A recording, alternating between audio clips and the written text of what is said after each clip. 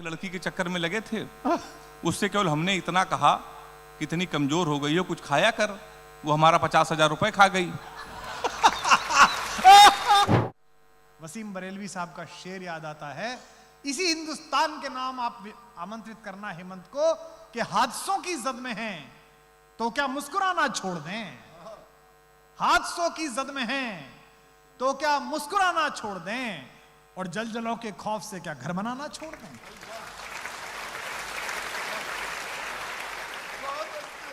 इसे कहते हैं मस्ती, आनंद।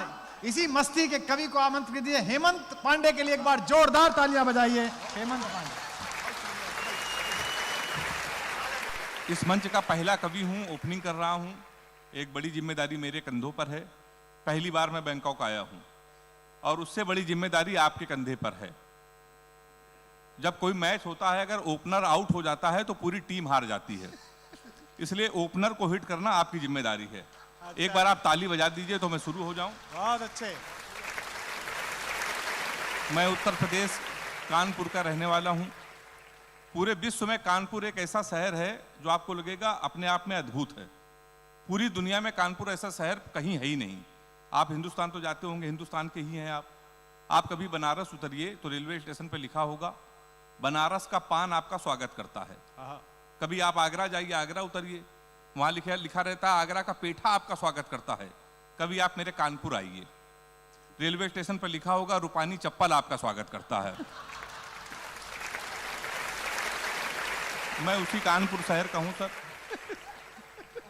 हमारे यहाँ के नेता भी बहुत अच्छे होते हैं। सफाई अभियान पूरे देश में चल रहा है, हमारे कानपुर में भी चल रहा है। अच्छा। अभी 1 महीने पहले हमारे कानपुर के एक विधायक ने एक वृक्ष लगाया, पौधा, उसको आधे घंटे बाद बकरे ने खा लिया। शाम को विधायक जो ने उस बकरे को खा लिया। तो मैं उसी कानपुर का हूं। तालियां थोड़ी सी कम है आपकी, एक बार जोरदार बजा दीजिए। मैं शुरू हो जाऊं। पवन भैया भी ताली बजा रहे हैं। आइए सर किसी दिन कानपुर। अद्भुत है हमारा कानपुर। एक दिन तो सर जीवन का सबसे बड़ा पाप हमसे हो गया। हमने कानपुर वाले से टाइम पूछ लिया, जबकि मैं खुद कानपुर का। मैं दिल्ली एक शो में था, शो से गया तो कानपुर गया तो मेरी घड़ी खराब थी। तो कानपुर का एक बंदा बैठा था, हमने कहा टाइम क्या हो रहा है? तो हमसे कह रहे टाइम बहुत खराब है और तुम तुरंत यहां से निकल लो, नहीं तो तुम्हारा टाइम भी खराब हो जाएगा। तो हमने कहा भैया केवल टाइम पूछने से तुम्हारा मूड क्यों खराब है? तुमसे कह लगा नहीं मेरा मूड खराब है, तुरंत यहां से निकल लो, नहीं समझ नहीं रहे हो, भी बहुत गलत हो जाए। हमने हुआ क्या है यार, ये तो बता दो कि किस लिए मूड खराब है। तो कहने लगा एक लड़की के चक्कर में लगे थे, उससे केवल हमने इतना कहा कि इतनी कमजोर हो गई हो, कुछ खाया कर। वो हमारा 50,000 रुपए खा गई। ताली जोरदार। इसीलिए हमारा मूड खराब है और हम बहुत डिस्टर्ब। हमने किस बात का? कहने लगा एक लड़की के चक्कर में 5 साल से लगे थे। हम दुनिया की सबसे मर्यादित और सबसे संस्कारित लड़की उसको समझते थे। अच्छा। हम समझते थे कि ये हमसे प्यार करती है, हम इसको प्यार करते हैं। तो हमने कहा इसमें हुआ क्या? तो हुआ क्या, हमारे नगर निगम का चुनाव है और पूरे शहर में होल्डिंग लगी है, युवा दिलों की धड़कन पुष्पा पाल। तुम साले हमसे टाइम पूछ रहे हो? लोग तो नारा लगा रहे हैं, मोहर मारो तान के, पुष्पा को पहचान के। और कल एक मोहल्ले का लड़का नारा लगा रहा था, लैया बड़ी करारी है, पुष्पा पाल हमारी है। तुम साले हमसे टाइम पूछने आए हो? तो शहर, हमारा शहर ये कानपुर है, अपने आप में बहुत अद्भुत है। हम लोगों के कानपुर में बहुत कवि सम्मेलन होते हैं, लेकिन हम लोग वीर रस के कवियों को कभी नहीं बुलाते, क्योंकि ऑलरेडी इतनी वीरता हमारे कानपुर में है कि पूरी दुनिया में नहीं है। अच्छा। तो अभी एक यादव जी सुबह 7 बजे आ गए हमारे पास, कहने लगे पांडे जी आप तो टीवी में आते हैं, कुमार विश्वास जी के साथ में रहते हैं, आप बड़े कवि हैं, हमको आशीर्वाद दे दीजिए। हमने कहा किस बात का आशीर्वाद? कहने लगे हमको डिस्कवरी चैनल जाना है और शेर के साथ सेल्फी लेनी है सुबह 7:30 बजे। हमने कहा शेर के साथ सेल्फी लोगे तो मर जाओगे। तो उसने कहा नहीं, प्रधानमंत्री जी जा सकते हैं, अभी गए थे ना मोदी जी, शेर का सेल्फी डाली थी, वो जा सकते तो हम क्यों नहीं जा सकते हैं, हम भी तो इंसान हैं। हमने कहा वो देश के प्रधानमंत्री हैं, पूरी व्यवस्था उनके साथ चलती है, फ्लीट चलती है, तेरे क्या व्यवस्था है? तो उसने कहा पांडे चिंता ना करो, क्वार्टर हमारी जेब में पड़ी है, हमको जाने दो। और वो यादव जी गए। 15 दिन बाद उन्होंने शेर के साथ सेल्फी डाली। 16 सितंबर को कानपुर में उनकी याद में कवि सम्मेलन है।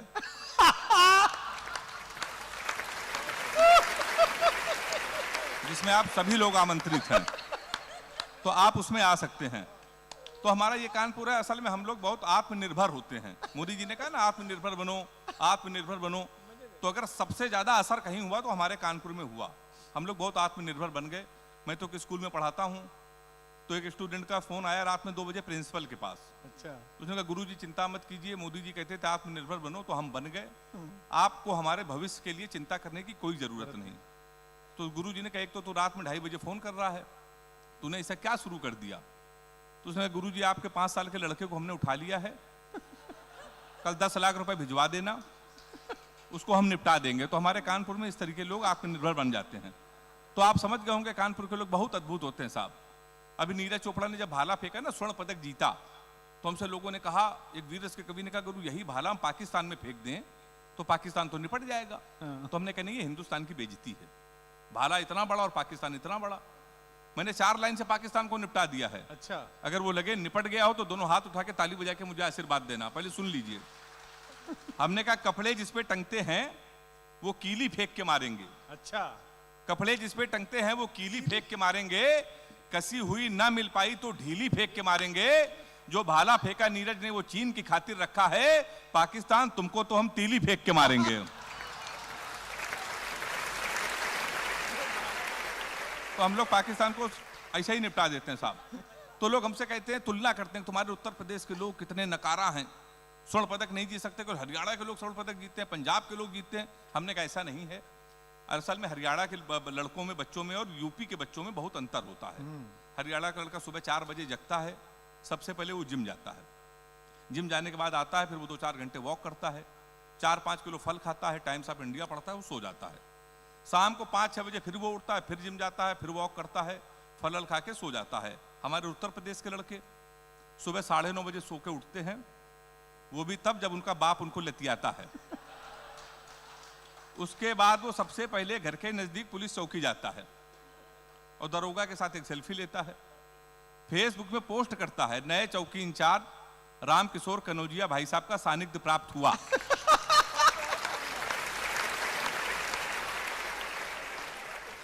उसके बाद घर आके वो सो जाता है। शाम को 5-6 बजे जब लड़कों के साथ बियर की बोतल खुलती है, तो उसी चौकी इंचार्ज दरोगा को प्रेशर में लेने के लिए स्पीकर खोल के फोन करता है दरोगा को, भाई साहब पहचानना, सुबह मिले थे। तो दरोगा सोचता है इस समय इसके मुंह ना लगो, ये नशे में है, फोन काट देता है। फिर रात में वही दरोगा मारते मारते उसको थाने लेके आता है और अब की सेल्फी डालता है दरोगा, गुड्डू पाड़े 100 ग्राम चरस के साथ धरे गए। ये होता है हमारे यहाँ। उसके 10-15 दिन बाद विधायक उसकी पैरवी करता है, फिर वो छूट के आता है, उसके बाद फिर चुनाव लड़ता है जिला पंचायत का, फिर शहर का सबसे बड़ा वो भंडारा करवाता है। भंडारे में अगर गर्म पूड़ी ना मिली तो वो गोली चलवाता है। अच्छा, गोली चलवा चुका होता है इसलिए उसको विधायक की टिकट मिल जाती है, फिर वो विधायक बन जाता है। उसके बाद वो फीता काटना जाता है। तो हम लोग यूपी के लड़के फीता काटने के लिए हैं कि मेहनत करने के लिए? आप बताइए, आप बताइए।